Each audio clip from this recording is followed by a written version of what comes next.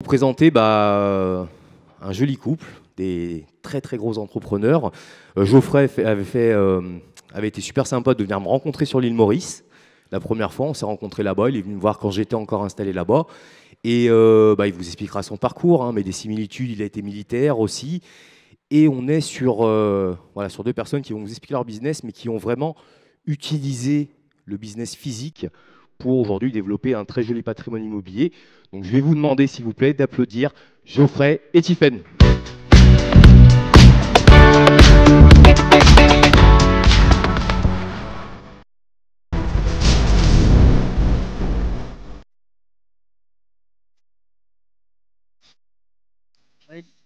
C'est bon, vous m'entendez?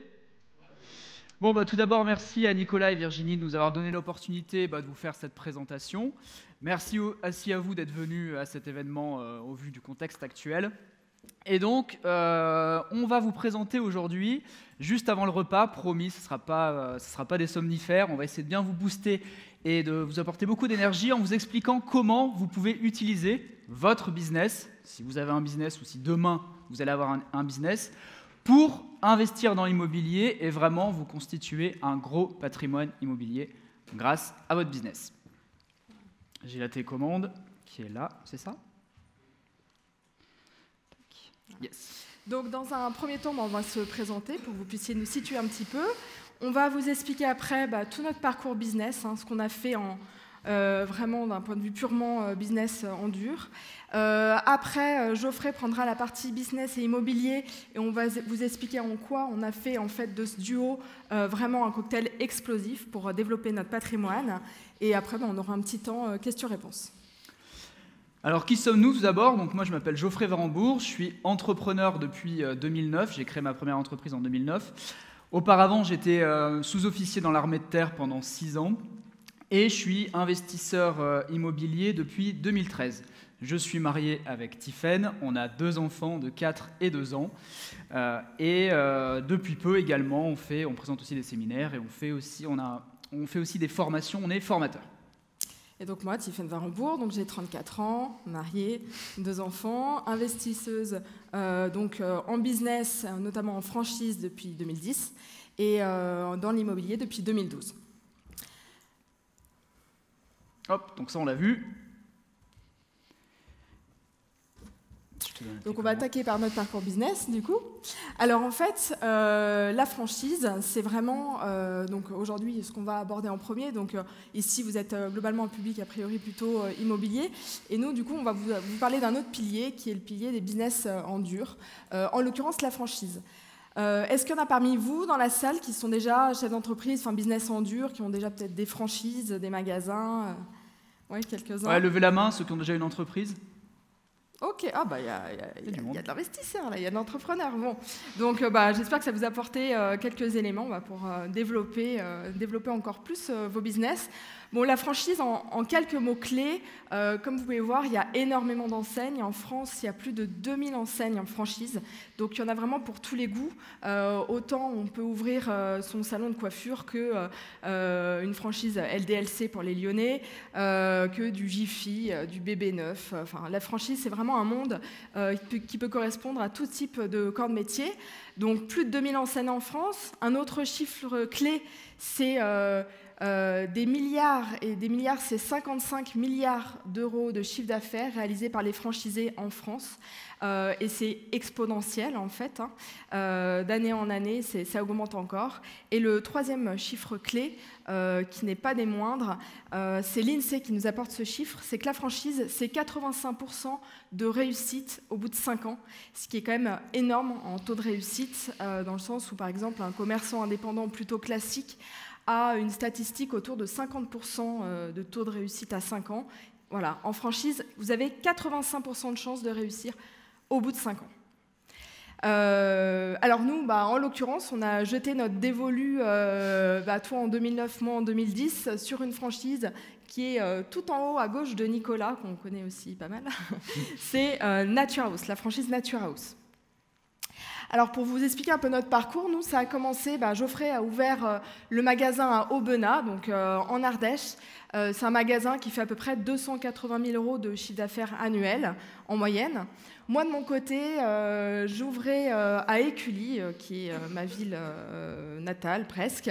Voilà mon premier magasin, donc Écully qui a une franchise qui fonctionne bien, qui tournait autour de 350 000 € de chiffre d'affaires annuel. En parallèle, Geoffrey montait Montélimar, dans le 26, dans la Drôme. Pareil, un gros magasin, 350 000 € de chiffre d'affaires annuel. Voilà. Et là, c'était au moment de notre rencontre d'ailleurs, parce qu'on a chacun notre zone, chacun ses franchises. Moi, je reprenais Oulin. Alors typiquement, Oulin, c'est une franchise qui a été ouverte par un franchisé, puis repris par la marque Nature House, et que moi, j'ai voulu racheter à la franchise dans l'optique de le redresser et de le revendre quelques années après. Après, ça défile, ouverture de Pierre Latte en 2011, L'Arbrel en 2012, Saint-Père également en 2012, Civrieux d'Azergues en 2013. Vous pouvez voir, c'est très ciblé Rhône-Alpes, Drôme-Ardèche. Donc, chacun encore ses zones. Les ouvertures s'enchaînent. 2013, un autre centre, une autre franchise à Montélimar pour désengorger la première franchise qui était vraiment très bien lancée et il fallait la désengorger parce qu'il y avait un peu trop de chiffre d'affaires réalisé sur celle-ci. Un rachat pour le magasin de Porte-les-Valences. Et puis, 2016, ça marque un petit tournant. On s'était dit, bon, cette année, on ralentit un peu. Voilà, j'étais enceinte de notre premier enfant. Et en fait, 2016, j'ai l'opportunité de prendre la presqu'île de Lyon et d'implanter 2 magasins. Donc, je me fais 2 ouvertures sur Lyon, un vers les Terreaux et un vers Perrache. Voilà. Donc, on enchaîne sur ces 2 ouvertures. Des plus petites unités, tout comme les Carrefour. Vous pouvez avoir les Carrefour City, Carrefour Market et les gros Carrefour en périphérie. Là, c'est ce qu'on appelle des City, donc des plus petites unités, un peu plus pour vraiment drainer la clientèle du coin. Et 2016, en fait, c'était pas fini. C'était autour de Geoffrey. Lui, il s'est ouvert, il a racheté Priva, toujours en Ardèche, et fait une ouverture sur Bourg-les-Valences. Voilà. Là, ça marque encore un petit tournant. 2016, on était à 14 unités, 14 franchises à peu près. Et 2017, vous voyez, il n'y a pas d'ouverture de magasin. On sait pourquoi. Et là, à partir de 2018, on a commencé un peu plus à faire tourner la roue et à rentrer un peu dans le jeu de Monopoly, c'est-à-dire des reventes, des rachats. Donc là, en l'occurrence, j'ai revendu Oulin à des franchisés qui étaient dans la zone déjà en place. Donc je leur ai revendu mon fonds de commerce d'Oulin. Geoffrey a enchaîné avec une revente de son magasin de Pierre Latte qu'il a revendu à une de ses collaboratrices. Puis 2018 toujours, revente de 4 magasins d'un coup, toute la zone de Montélimar, Aubenas, Priva, un investisseur, directeur commercial d'une grosse boîte qui voulait se diversifier et qui en avait un peu marre de la vie métro boulot dodo. 2019, l'année dernière, 2 janvier, je revends aussi Écully à une de mes salariées qui travaille avec moi depuis 2012. Donc jolie passation. Et 2020, le 17 mars, Geoffrey rouvrait Vienne. Sauf que le 17 mars, il y a le confinement. Donc, ça a été la plus brève ouverture de notre vie. Et on l'a ouvert, du coup, là, à Vienne. C'est un centre qui existait déjà, que Geoffrey a relancé. Et on l'a ouvert, du coup, le 1er septembre. Et c'est un démarrage qui se passe très bien. Ça se passe très bien, effectivement. Voilà un petit peu, nous, au niveau business, ce qu'on a mis en place, ensemble et en même temps, chacun de notre côté. Donc à ce jour, finalement, on a ouvert 15 unités. 15 franchises, on en a 8 aujourd'hui, en activité. 7, ouais. Et on en a vendu 7, là, ces 2-3 dernières années. Alors, sur ces 10 ans d'entrepreneuriat, on a réalisé un peu plus de 20 millions de chiffre d'affaires. On a un peu plus de 5 millions de patrimoine. Donc ça, c'est la face visible, on va dire, de l'iceberg. C'est nos franchises, nos magasins en dur. Mais en fait, parallèlement à ça, on a réussi à se développer un patrimoine de 51 biens immobiliers. Et ça, c'est la face, on va dire, cachée de l'iceberg. La franchise a fait de nous des millionnaires parce que clairement, tous les deux, chacun de ton côté, toi, militaire, moi, j'avais un BTS de nutritionniste. Donc voilà, on n'a pas fait, on va dire, de grandes études dans le commerce. Ou, voilà, et on est surtout parti de zéro. Ouais. On est surtout parti de zéro. On a eu aussi, on a fait appel à de la love money, comme on dit. Voilà, donc la franchise a vraiment fait de nous des millionnaires parce que investir en franchise, déjà le taux de réussite est intéressant et en plus ça permet un développement quand on est bon assez rapide. Ça a été un peu notre MBA dans la vie réelle parce qu'on a vraiment appris sur le tas, en collant les chiffres, en faisant nos expériences, nos erreurs. Mais voilà, c'est vraiment une école de commerce accélérée. Et une première étape vers une vie pleine d'opportunités, puisque grâce à l'investissement en franchise, voilà, ça nous a donné un confort de vie non négligeable. Ça nous a aussi donné une vie où la relation entre temps libre et travail est tout à fait confortable, dans le sens où quand vous investissez en franchise, il y a des gens qui travaillent pour vous. Il y a un staff au marketing, il y a un staff RH, il y a un staff R&D. Et du coup, tout ça nous a permis de nous dégager aussi énormément de temps. Et c'était aussi ça qui était important pour nous, certes, avoir énormément de magasins, mais nous permettre de voyager 2 à 3 mois dans l'année à l'étranger et tout pouvoir piloter à distance. C'était quelque chose de très important pour nous. Et grâce à ça, voilà, ça nous a permis de vivre 2-3 mois par an à l'étranger. Donc au Brésil, en Inde, on a fait 5 fois les États-Unis, Punta Cana, l'île Maurice, on y a vécu 2 fois, un mois. 2 fois, ouais. Faire même des prolongations de vacances de temps en temps quand on voyait qu'il n'y avait rien qui chauffait sur le terrain en France et que toutes les équipes étaient bien en place. Voilà, hormis gérer les fiches de paye à distance, faire des virements, ça, il y a pire.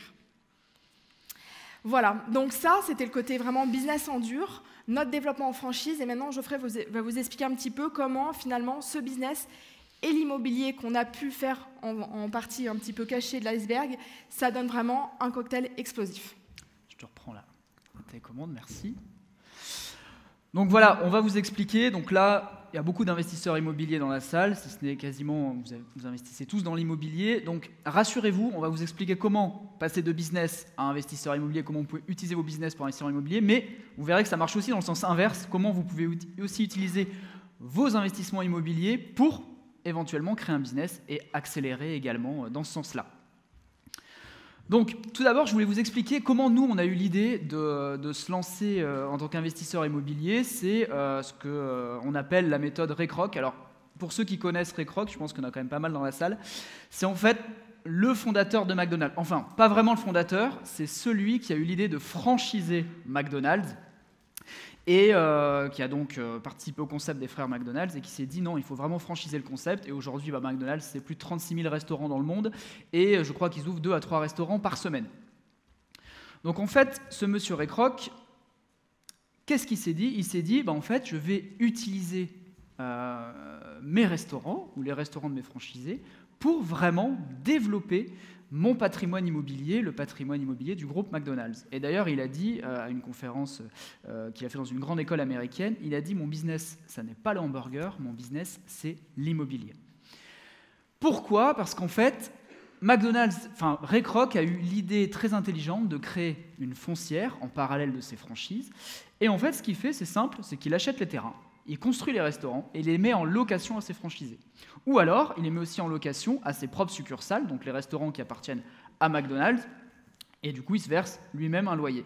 Donc en gros, en parallèle du développement de ses restaurants, il achète les terrains, il construit. En général, les McDonald's, c'est les meilleurs emplacements dans les villes, donc c'est très stratégique.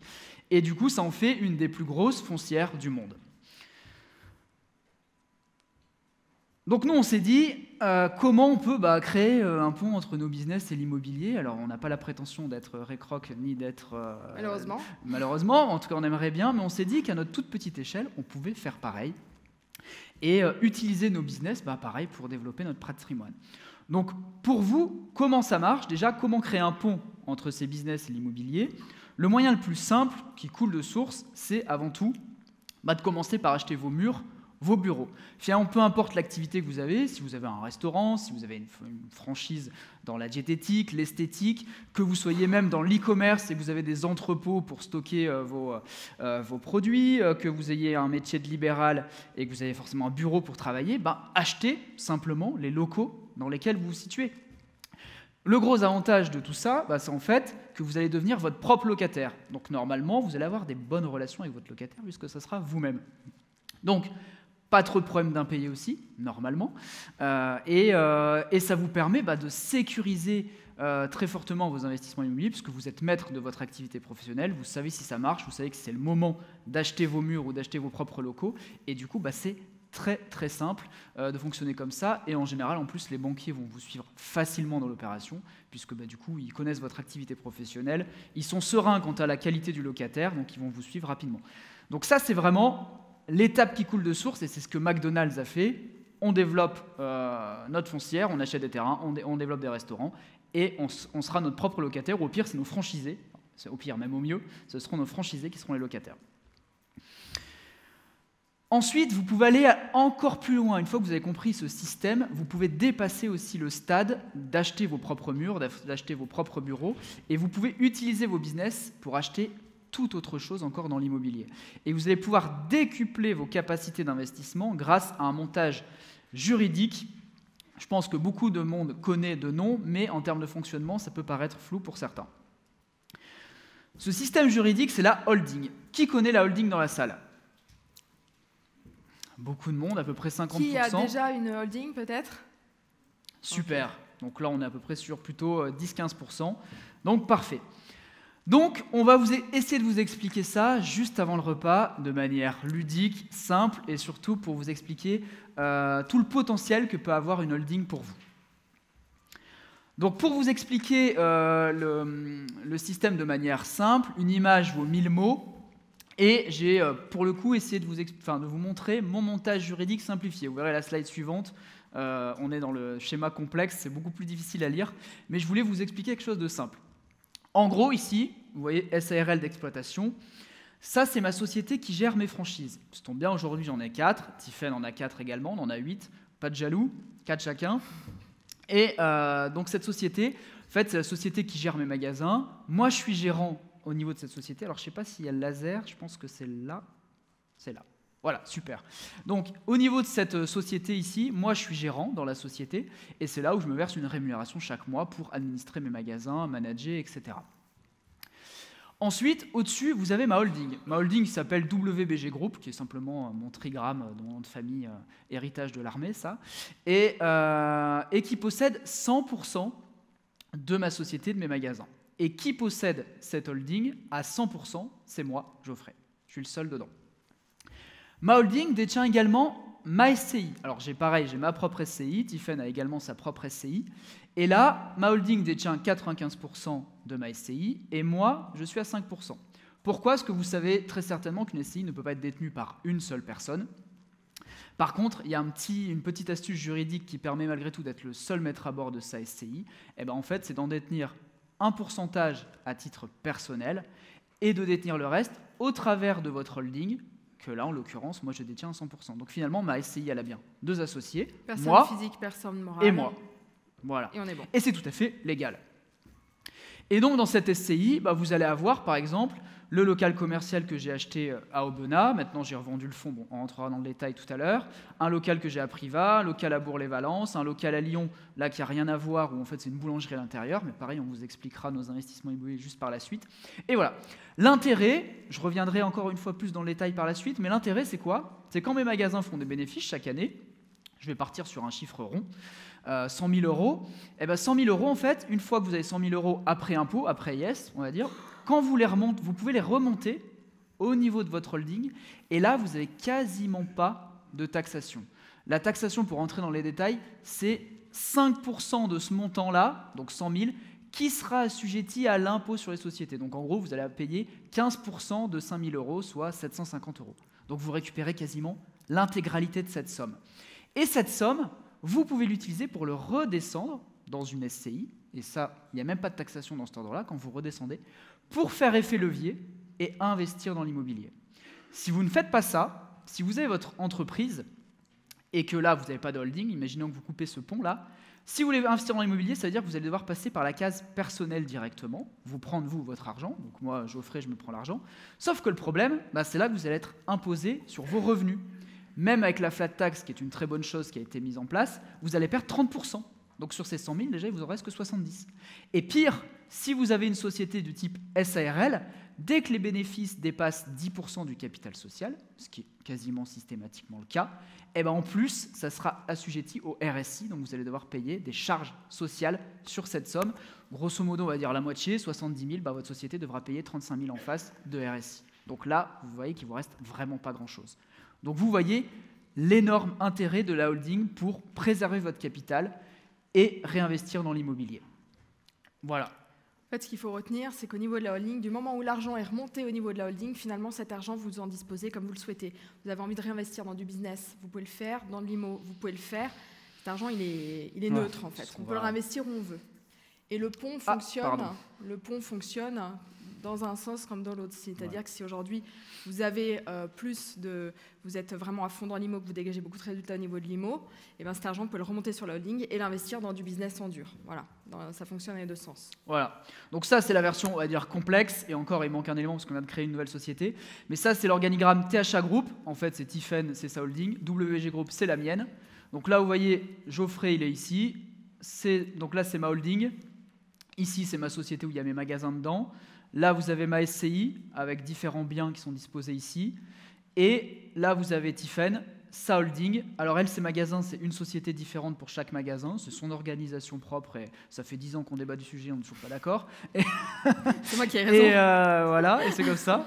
Et c'est pas grave. Et ensuite, elle a sa SCI avec ses propres biens. Et voilà. Et ça, c'est des sociétés communes. Ça, c'est notre société de consulting et de vente de formation. Ça, c'est une société qu'on a créée pour un immeuble de rapport qu'on a acheté. Et ça, c'est un lot de locaux commerciaux également qu'on a créé sous forme de SCI. Voilà. Et ça, ces sociétés sont détenues à 50% par nos holdings. Mais là, vous voyez que sur tout ce schéma juridique, donc il y a un paquet de sociétés, un paquet de trucs, mais en fait, il y a que Tiffen et moi. Voilà. On est les deux seuls présents dans toute l'organisation.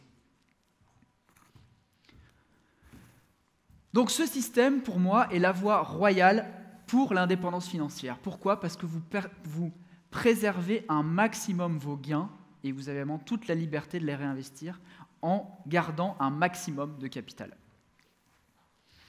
Vous allez utiliser vos bénéfices comme effet levier. C'est ça qui est important, c'est que vous allez avoir les bénéfices de votre activité qui va remonter, peu importe, même si c'est des bénéfices en plus de vos biens immobiliers.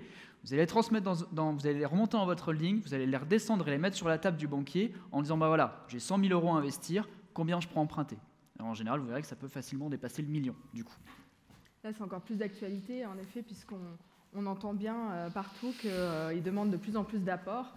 Donc ça peut être l'occasion aussi de faire de votre trésorerie actuelle et des résultats de vos entreprises, de monter votre holding pour remonter les fonds et les réinvestir et que ça serve vraiment en apport pour rassurer les banquiers sur des nouveaux projets. Voilà, plus vous êtes capital, plus l'effet levier sera conséquent.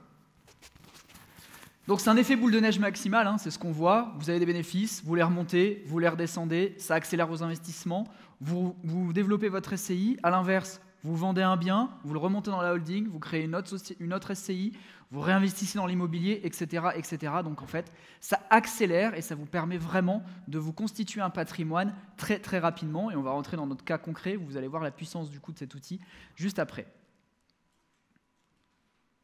Donc c'est de la martothérapie, c'est mon côté militaire, j'aime bien répéter les choses. Mais comment l'intérêt, c'est d'éviter surtout la case personne physique et donc l'impôt sur le revenu, qui est le pire endroit, c'est là où l'impôt est le plus prélevé. Cela permet également d'éviter l'endettement personnel. La règle de 33% ne s'applique plus, puisqu'en fait, quand vous allez créer votre SCI, comme on l'a vu, par exemple, moi, elle est détenue principalement par la holding. Donc en fait, le banquier, qu'est-ce qu'il regarde ? Il regarde qui possède cette SCI. Bah oui, c'est la holding, avec tous les business qui sont derrière. Oui, là, on ne parle pas, monsieur Varembourg, attention, vous dépassez les 33% d'endettement. Ça ne revient plus du tout sur la table. On n'est plus du tout dans ce schéma-là. Et du coup, là, en fait, vous pouvez, tant que vos biens sont rentables, tant que vous faites des bonnes opérations, vous pouvez continuer. Et tant que vos entreprises marchent, évidemment. Donc, vous êtes beaucoup moins imposé sur l'argent que vous voulez réinvestir. Martothérapie, encore une fois. Hop, même 2 fois. Tiens, hop. Et vous pouvez faire circuler l'argent comme vous voulez, c'est ce qu'expliquait Tiffen, de vos business vers vos biens immobiliers, mais également de vos biens immobiliers vers vos business ou de biens immobiliers vers d'autres biens immobiliers. Et vous pouvez aussi être le seul maître à bord. On l'a vu, une SCI, mince, il faut être au minimum 2 associés. Non, vous avez vu qu'on peut être aussi seul maître à bord de sa propre SCI grâce au système de la holding qui possède une partie de votre SCI et vous-même, de l'autre côté, qui possédez aussi des parts de l'être SCI. Donc au final, la SCI n'est détenue que par vous, en toute légalité.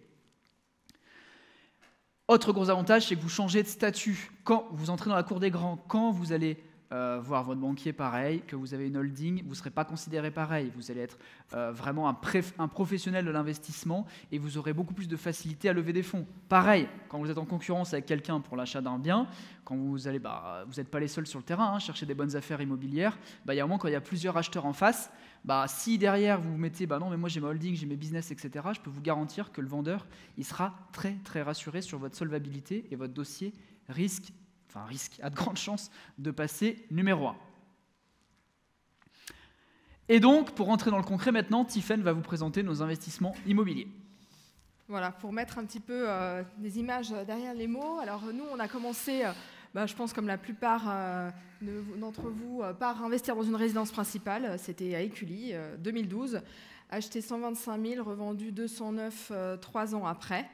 Voilà, on a après rapidement, on s'est mis sur les locaux commerciaux puisque à force d'ouvrir des franchises et d'être locataire, on était un petit peu frustrés.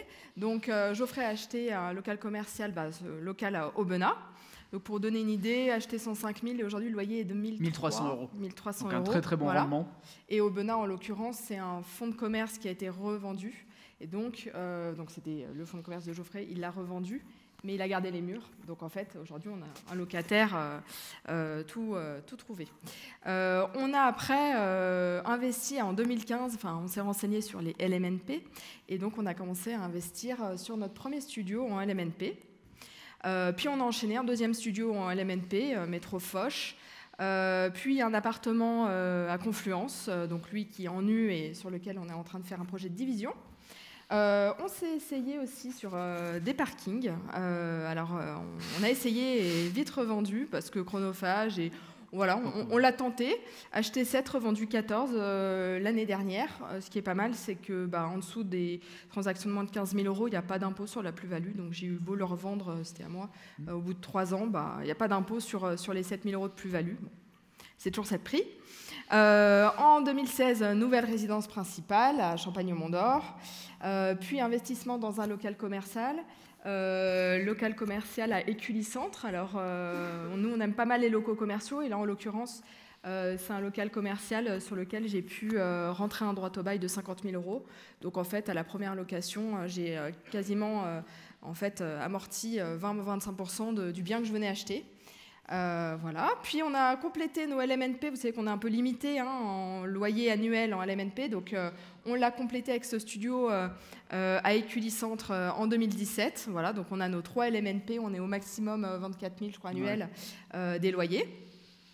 On a enchaîné avec un petit local commercial à Privas et un gros local commercial à Lyon, rue du Plat, pour ceux qui connaissent, dans le top 5 des rues les plus chères de Lyon.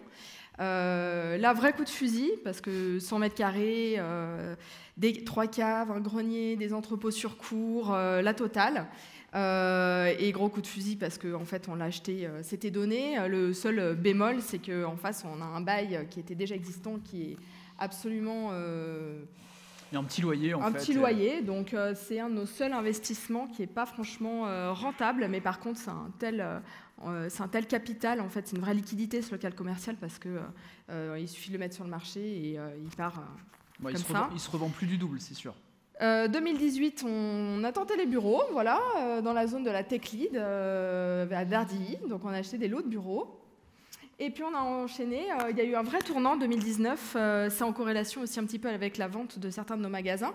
En 2019, on a rencontré notre banquier, il nous a dit vous pouvez y aller. Donc là, on a carrément levé un peu plus de 2 millions d'euros l'année dernière. On a acheté donc un immeuble de rapport sur Valence, voilà, 34 appartements meublés. Et on a acheté un lot de 5 locaux commerciaux, donc tout en bas d'immeuble à Grenoble, ultra rentable parce qu'il y a beaucoup d'avantages aux locaux commerciaux. Voilà, donc les 2 gros investissements qui sont aussi très révélateurs justement de cette remontée de chiffre d'affaires, de résultats sur la holding et de réinvestissement derrière dans des murs, dans du dur. Voilà. Et 2020, juste avant qu'on confine, on a quand même glissé notre résidence principale à plus d'1 million. En faisant une belle plus-value sur notre résidence principale de Champagne-Mont-d'Or, parce qu'on a fait plus 165 000 en 4 ans. Et on a également acquéri un petit local commercial à Vienne qui correspond à notre ouverture aussi. Voilà, donc on a réussi à glisser ces 2 opérations avant le confinement. Et là, je pense que pour 2020, on ne va pas pouvoir faire beaucoup plus, mais c'est déjà pas mal. Alors globalement, voilà, notre patrimoine, il y a 8 ans, c'était notre première RP à 125 000 euros. 125 000 euros, et on voit qu'en l'espace de 8 ans, finalement, au niveau de notre patrimoine immobilier, on a fait x40. Voilà.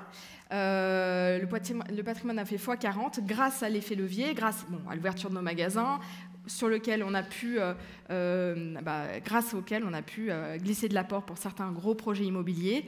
Et c'est ce développement-là qui a permis que les banques continuent à nous suivre, malgré des reventes, au contraire, et à faire des déplacements intéressants. Donc aujourd'hui, notre patrimoine immobilier, c'est donc 51 biens immobiliers, donc un peu plus de 5 millions de patrimoine. On a globalement 23 000 euros de loyer qui rentrent tous les mois, pour un cash flow de à peu près un peu plus de 7 000 euros mensuels net. Voilà. On revient sur la holding, le pourquoi, voilà, ce qui permet vraiment de faire ces montages intéressants. Voilà, je tenais vraiment à le faire en 2 temps, pour vous expliquer la holding, ou l'expliquer dans les grandes lignes. Ensuite, vous montrer ce qu'on peut vraiment développer et l'effet boule de neige, justement, ce fameux effet boule de neige avec en fait des investissements qui sont de plus en plus gros et la banque qui nous suit sur des projets de plus en plus ambitieux. Et revenir dessus, justement, maintenant, pour entrer un petit peu dans le détail et dans des cas concrets. Donc alors là, je vous ai donné un exemple, mais je veux vraiment vous faire comprendre. Le mieux, c'est que je vous explique comme ça directement et de m'écouter, parce que le schéma, je vais revenir dessus, mais c'est l'exemple de l'immeuble, qui reste notre plus grosse acquisition immobilière à ce jour, donc un immeuble de 34 appartements, une vraie belle opportunité, parce qu'en plus, c'était dans un état impeccable, tout meublé, tout équipé, et quand on l'a acheté, tout était loué. Donc ça, c'est super. Et Tiphaine le gère d'une main de maître, parce que tout est loué non-stop, et on a un taux très faible de vacances locatives. Mais je vais vous expliquer le projet par rapport à la holding, comment ça marche. Mais vous voyez, en fait, vous allez voir à quel point on peut faire l'effet boule de neige. Grosso modo, bénéfice de nos magasins, une année, 150 000 euros de bénéfices après l'impôt sur les sociétés. 75 000 chacun, on va faire simple. Ensuite, 75 000 au niveau des bénéfices, on décide de les remonter chacun dans nos holdings respectives. Et on se dit avec Tiphaine, tiens, ces 150 000 euros, on va les mettre sur la table dans un projet ambitieux. On va acheter un immeuble. On trouve l'immeuble, affiché 1,7 million, on l'achète 1 530 000 et on va s'en servir en termes d'apport. Le banquier nous demandait quand même un apport pour ce type de projet. Mais nous, ça nous intéressait aussi parce que ça permet d'avoir aussi plus de cash flow mensuel.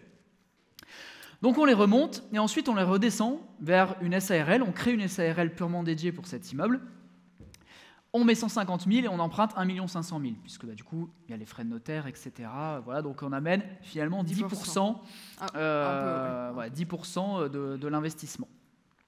Le grand intérêt, c'est qu'on négocie, alors on l'a négocié en 2 temps, notamment avec le Covid, mais au final, on a eu 12 mois de report de crédit. L'immeuble génère, pour vous donner des chiffres ronds, grosso modo 12 000 euros de loyer par mois. Donc pendant 1 an, on n'a pas du tout de crédit. Ça génère 144 000 euros de trésorerie sur notre SARL, sur l'immeuble.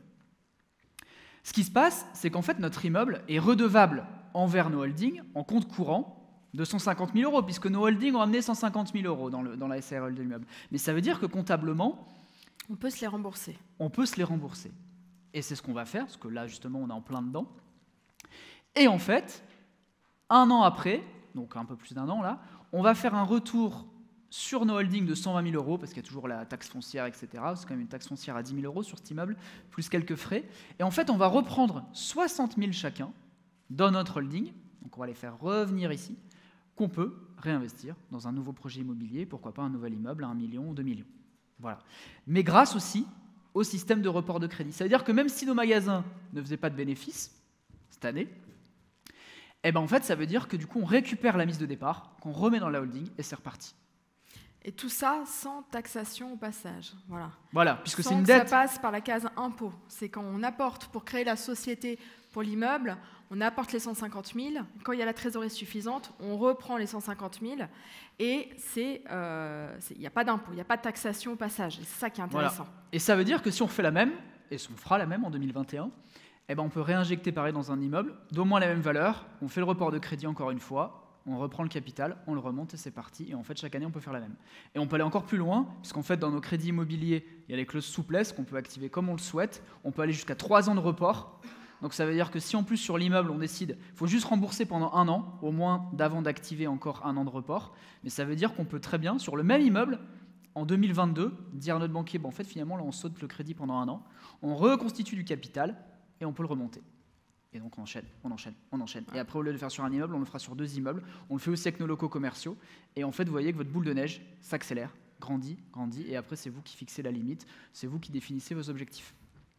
Et là, en fait, même si nos magasins n'existaient plus, ou si on ne faisait plus de bénéfices, on pourrait quand même continuer à jouer à ce jeu-là.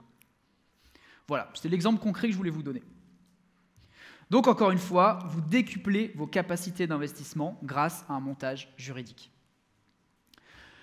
Je reviens, donc ça c'était mon exemple de tout à l'heure, sur mon exemple simplifié, mais du coup, on revient sur l'organigramme donc plus complexe.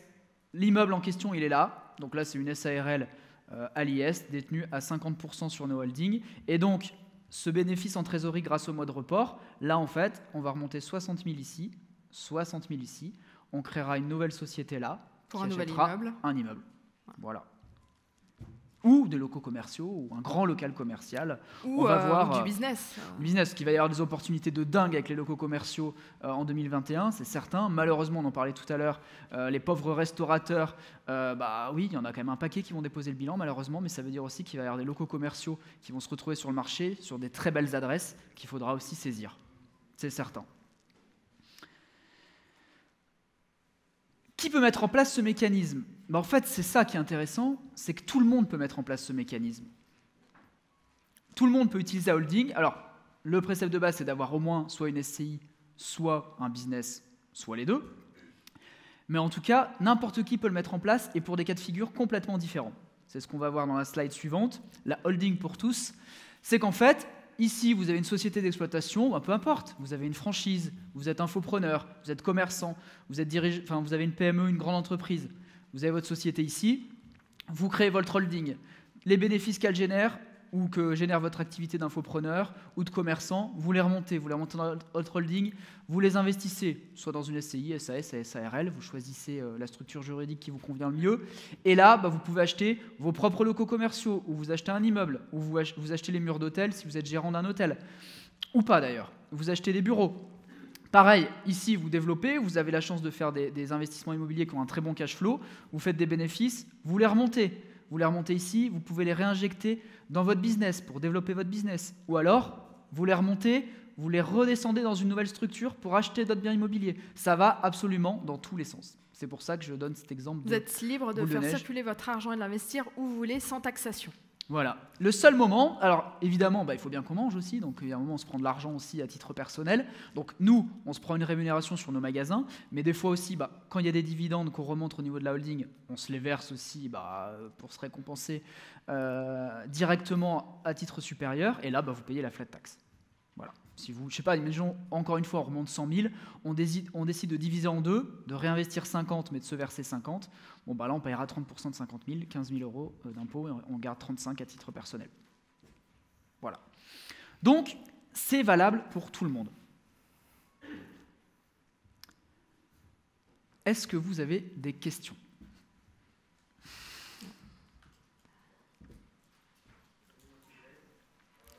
Félicitations déjà à vous deux.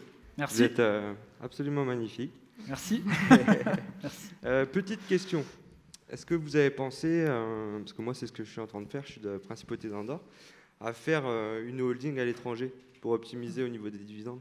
Alors pas du tout pour l'instant, on n'en est pas à ce stade, on ne s'est pas du tout renseigné sur le sujet. Après, beaucoup aussi de comptables le disent, le système de la holding finalement en France est déjà hyper intéressant.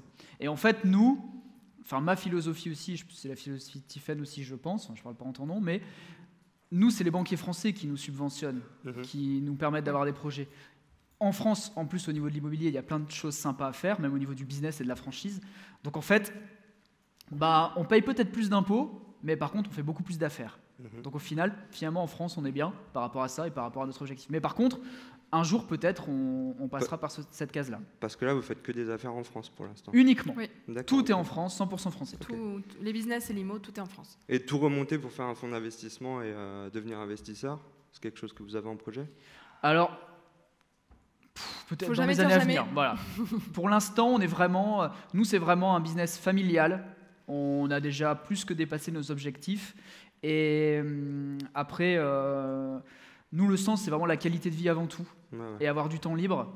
Donc en fait, aujourd'hui, on continue à développer notre patrimoine familial. On pense aussi à nos enfants. D'ailleurs, l'appartement qu'on divise, on divise en 2 studios haut de gamme qui seront à destination de nos enfants quand ils seront plus grands et qui feront leurs études. Donc voilà, après, on verra comment ça... Là, on est redescendu quand même sur le pont parce qu'avec le Covid, au niveau business, il faut quand même sortir les rames et il faut se battre. Faut être sur le terrain. Mais par contre, oui, au gré des opportunités, peut-être dans 5 ans, 10 ans, pourquoi pas. Ah bah super. Bah, si vous voulez vous éclater, on pourra discuter un petit peu. Ah bah avec plaisir. Merci. Bonjour, moi je m'appelle David, au fond. Enchanté. Une question, je ne sais pas si vous êtes parti avec ce montage tout parfait dès le début. Si on est parti en nom propre, en particulier sur je sais pas, les sociétés ou les biens immobiliers, à quoi il faut faire attention pour transiter vers un montage comme ça? Il y a des pièges sur la transition? Alors, on part jamais sur un système parfait. Moi, ma holding, j'en parle du coup parce que c'est vraiment moi qui fais les modifications par rapport à ça. Elle a changé 2 fois de statut. L'avantage, c'est que il n'y a pas grand-chose d'irréversible. Alors, il y a toujours le fait que quand on est à l'IS, on ne peut pas basculer à l'IR, etc. Bon, il y a des choses comme ça, mais au niveau des structures juridiques, non. Après, c'est plus une question de bon timing. Ça ne sert à rien de créer une holding beaucoup trop tôt, parce que ça génère des frais comptables. Alors, très peu de frais, mais essentiellement des frais de bilan et des frais de comptabilité. Après, c'est... Après, nous, on a fait évoluer nos sociétés au gré des annonces gouvernementales et des opportunités. On est passé en SAS sur nos Très CRL. Récemment, ouais. Voilà, faut surfer en fait, hein, et avoir une veille juridique par rapport à ça et être bien conseillé. On a un avocat fiscaliste avec qui on avance. Et voilà. Après, voilà, faut pas surfer non plus tous les ans, quoi, parce que ça a des coûts, les transformations. Mais par contre, il faut commencer par la base avant la holding. C'est-à-dire que si tu es à titre particulier sur tes investissements immobiliers, par exemple, la première étape, si tu veux basculer en SCI, c'est de créer la SCI et la holding tout de suite. Comme ça te permet d'être gérant de ta holding, qui a des parts dans la SCI, et toi, que tu as des parts dans la SCI à côté, à minima, par exemple. Voilà. Après... Ça dépend des objectifs, ça dépend du stade où tu en es. Et là, clairement, il faut s'entourer d'un avocat en droit des affaires. Et voilà. Mais après, sinon, si tu as... Je prends l'exemple... ton exemple, c'est quoi, par exemple? Ton cas personnel?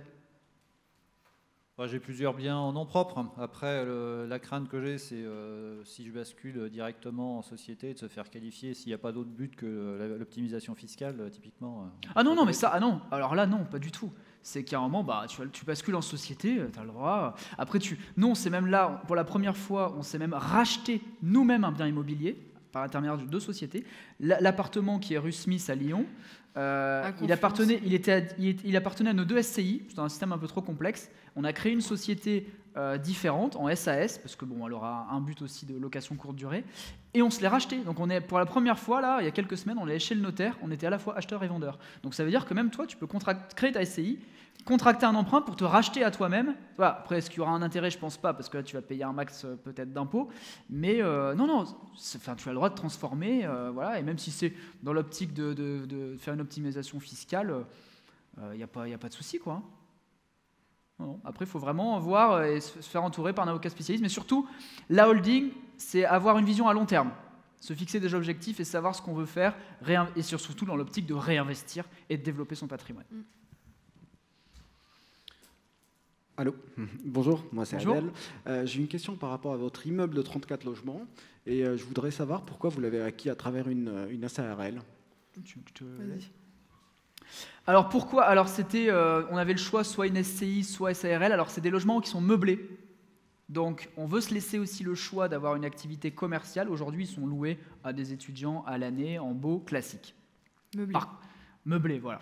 Par contre, on a créé une SARL parce que ça nous permettait aussi l'option de proposer de la location courte durée. Ouais. Voilà, c'est-à-dire qu'en fait, si on veut, tout bête, ça fait 12 000 € par mois de loyer. Si on veut quasiment doubler et tout mettre, on peut aussi, parce que c'est un ancien hôtel en plus, l'immeuble. Voilà, si on décide de si on veut doubler les loyers et mettre quelqu'un qui s'en occupe, on peut. Ça fait partie de nos... Le mettre sur Booking, Airbnb, voilà, jouer le jeu de la courte durée. Il est très bien, il a un emplacement qui le permet à 100%, et du coup, on voulait se laisser cette option-là de pouvoir vraiment le louer un petit peu plus optimisé. Voilà. C'est possible de faire de la location courte durée en SCI? Ça, je sais pas, et pas d'après mon avocat, c'est vraiment une a priori. SCI si c'est possible. Ah, SCI à l'IS, ok, bon, d'accord. Là, c'est une SARL à l'IR? Non, c'est SARL à l'IS. Non, parce que non, à l'IS, ouais. À l'IS. Voilà. Et après, on s'est mis, alors après, pour rentrer dans les détails techniques, mais encore une fois, ça, c'est pas notre cœur de métier, mais on s'est mis donc associé gérant à 50% tous les deux. Par exemple, il ne faut pas qu'il y ait d'histoire d'associés majoritaires pour pas, justement, par rapport aux remontées de dividendes, être assujettis au RSI. Par exemple, c'est ça. Donc, on s'est mis à 50% chacun, parce qu'il faut quand même des gérants dans la société. Parce qu'il ne fallait pas de gérant majoritaire. Voilà. Mais par contre, du coup, quand on fait des remontées de dividendes, ou quand on ne se verse pas du tout de salaire sur l'immeuble, c'est qu'une boîte qu'un immeuble à dividendes, on n'est pas assujetti par rapport à ça aux bénéfices qui sont requalifiés aussi, assujettis au RSI, etc. Voilà. Voilà pourquoi le montage. Peut-être que ça n'aurait pas été le cas, justement, notre avocat nous a conseillé ça, peut-être que si on avait été SCI à l'IS, par rapport au problème de gérance, si on remontait des dividendes, automatiquement on était taxé et on payait du RSI, chose qu'on ne voulait pas. Nous, aujourd'hui, ça nous intéresse, même au niveau de nos sociétés, en fait, on est en train de sortir de la rémunération mensuelle, on se paye qu'en dividendes, ça ne nous intéresse plus du tout de cotiser au RSI parce que ça coûte cher. On cotise à minima, le minimum de trimestre pour la sécurité sociale, la santé, mais par contre, notre retraite, elle est déjà faite. C'est l'immobilier. Aujourd'hui, on a 23 000 € de loyer, quelque chose comme ça, par mois. Dans 20 ans, un peu moins, quasiment tout sera payé. Et du coup, nous, ça nous intéresse plus de mettre dans ce système qui, finalement, est un peu bancal aussi, la retraite. On ne sait pas où ça va. Du coup, on se l'est constitué nous-mêmes et on sort complètement du RSI pour continuer à développer notre patrimoine. En toute légalité, bien sûr. Bonjour. Bonjour. Moi, j'ai une question très intéressante pour moi en tout cas.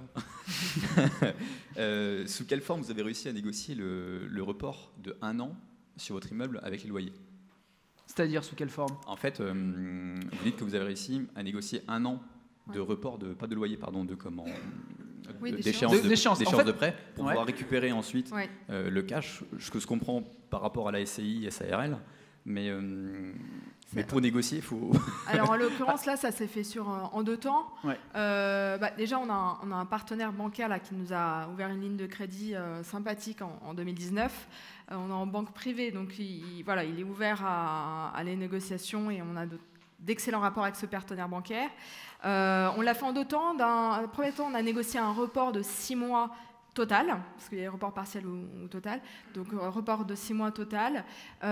C'était franchement pas compliqué à demander et ça a été accepté assez facilement. Un peu plus si ticket parce que l'immeuble qu'on a acheté, il est vraiment, on peut manger par terre, quoi. Il n'y a aucun travaux qui pourrait justifier de dire voilà.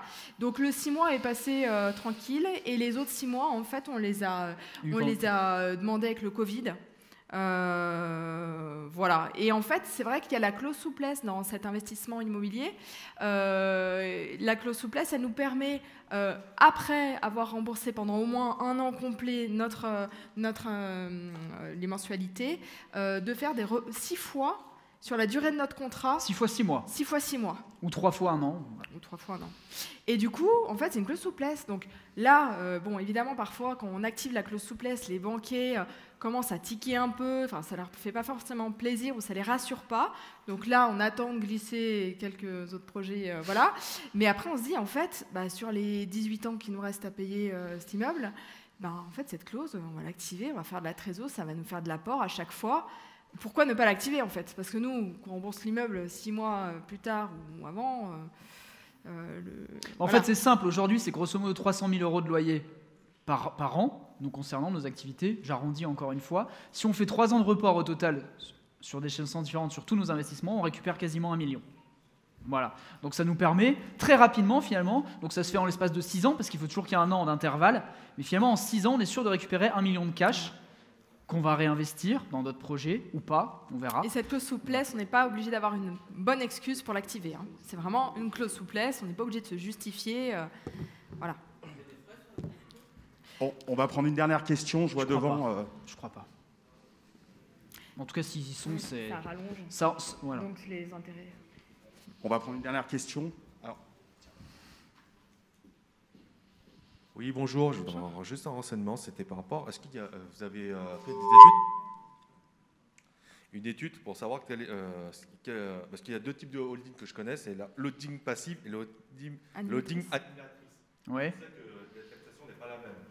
C'est-à-dire que normalement, quand on remonte, il y a un frottement fiscal. Ouais. Et il y en a une autre qu'on peut tout globaliser. Et en cas de... S'il y en a une qui est en bénéfice, l'autre elle est en déficitaire, on peut les équilibrer. Donc c'est sur quel modèle vous avez choisi? Est-ce que vous avez dû la modifier en temps? Alors nous, je suis même pas convaincu à 100%. Je crois qu'on est en holding passive parce qu'il se passe vraiment rien. Il n'y a pas de salarié, il n'y a rien dedans. Donc on est vraiment... On peut juste facturer du consulting, des choses comme ça dessus, mais c'est vraiment une... Mais voilà, après la nuance entre les deux par rapport à ça, franchement je la sais pas. Et voilà. Et encore une fois... en tant qu'entrepreneur investisseur, clairement, il faut être bien entouré. Donc ça, même avant la conférence, j'ai rappelé mon avocat fiscaliste pour lui poser quelques questions parce qu'en fait, on oublie vite parce qu'on est dans l'opérationnel. On fait les montages, on s'adapte, mais après on oublie. Mais ça, à partir du moment où on a le bon conseiller, et pour ceux que ça intéresse, on a un conseiller qui est top aussi, qui est à Villefranche-sur-Saône. C'est un coup de téléphone et puis après, c'est l'organisation, etc. Voilà. Mais c'est encore une fois, c'est pour ça qu'il faut bien définir ses objectifs, faire sa situation, mais avoir les idées claires sur les prochaines années pour faire les bons choix juridiques tout de suite aussi. Et encore une fois, il ne faut pas stresser par rapport à ça, il ne faut pas que ce soit un frein, parce qu'on peut toujours faire des changements a posteriori. Alors ça coûte un billet, certes, mais en fait le billet il est souvent largement contrebalancé par le fait que ce soit économique sur le moyen terme, long terme. Voilà. Bon, bah écoutez... J'ai juste après 2 petites slides à présenter. Mais justement, mais t'inquiète, je vais les mettre. Bon, bah je pense qu'on peut les applaudir très fort, Ils envoient du lourd les deux. Un très joli couple. Merci. On dit très lourd.